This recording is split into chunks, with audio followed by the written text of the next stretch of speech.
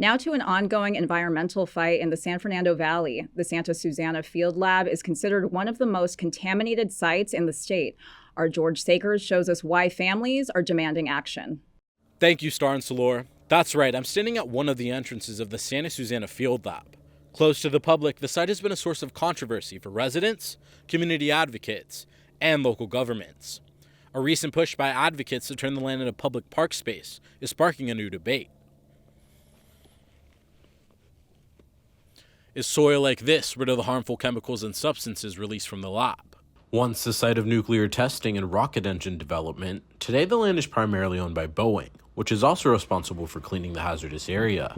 NASA and the Department of Energy also share responsibility for their respective portions.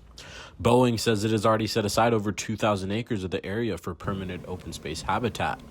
The aerospace giant says cleanup efforts are already underway, but critics say oversight is lacking from California's Department of Toxic Substances Control. Essentially, the systemic incentives get turned around, and the people who staff these agencies over time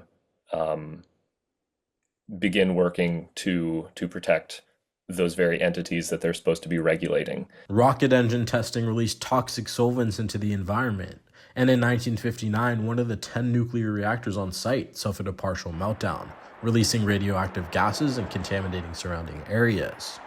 Residents and parents like Melissa Bumstead, who runs Parents Against Santa Susana Field Lab, argue the current cleanup plan will not go far enough to rid the environment of dangerous chemicals. So we are suing the Department of Toxic Substances Control. We're hoping that if we win, we can fight Boeing's plans to leave 90% behind and go back to the original cleanup agreements that would have made it safe enough where you could even eat the food you grew there. Residents and community members hope those responsible will take the necessary steps to complete a full and thorough cleanup of the area. From the Santa Susana foothills, I'm George Sakers for Valley View News. Back to you.